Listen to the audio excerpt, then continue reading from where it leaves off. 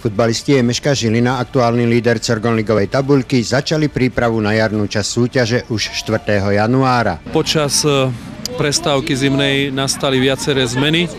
5 hráčov vlastne nám skončilo, niektorí si hľadajú angažmá.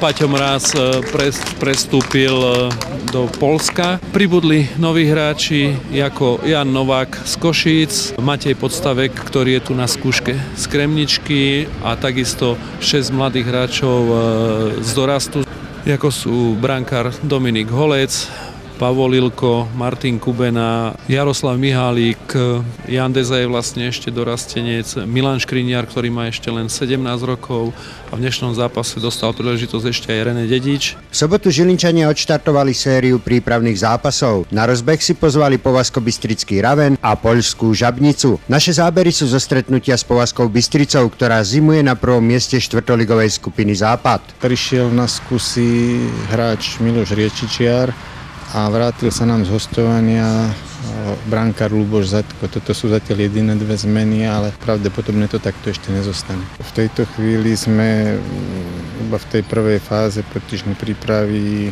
Máme trochu problémy s terénmi, na ktorých trénujeme, lebo u nás nie je umelá tráva a toto bude trvať zhruba ešte 2 týždne a už potom prejdeme viac na ten štýl hernej prípravy. Prvý gól úvodného prípravného zápasu jesenného majstra strelil už v 10. minúte Mihálik. Ďalšie góly priniesol až druhý polčas. V 66. minúte zvýšil po prihrávke Bela na 2-0 Angelovič a potom prišiel najkrajší gól zápasu. Jeho autorom bol v 73.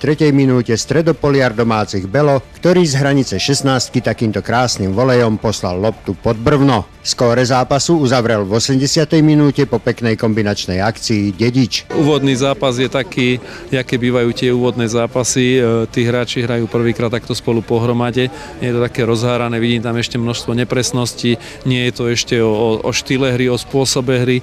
Berieme to ako tréningové zaťaženie. Ešte netlačíme a nerobíme tlak na to, ako by tá hra mala vyzerať. Skôr je to otázka ozaj toho zaťaženia, že je tam ešte veľa nepresností, je tam ešte veľa taktických chýb, aj technických chýb, ale to je v tejto časti prípravy v poriadku. Som spokojný s tým, čo sme predviedli. Neočakával som od našich hráčov viac. Z môjho pohľadu sa mi zdal prvý polčas relatívne vyrovnaný, v druhom polčase už sa v závere dosť jednoznačne prejavila kvalita Žilinčanov, ale čo je v podstate logické.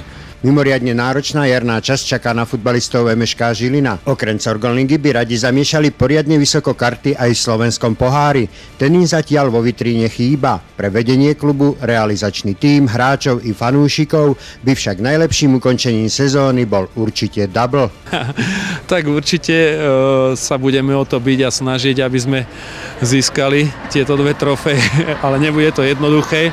Samozrejme kvalitu na to máme. Treba, aby všetci sme zabrali, či už vedenie, či už my, realizačný tím a takisto aj hráči podriadili tomuto cieľu všetko a pobili sa o to. Tie šance na to určite máme. Žilinčania majú za sebou aj druhý prípravný zápas. S Povazkou Bystricou vyhrali v sobotu dopoludnia 4-0 a popoludní zdolali gólmi Majtána a Martinka poľskú LKS Žabnicu 2-0.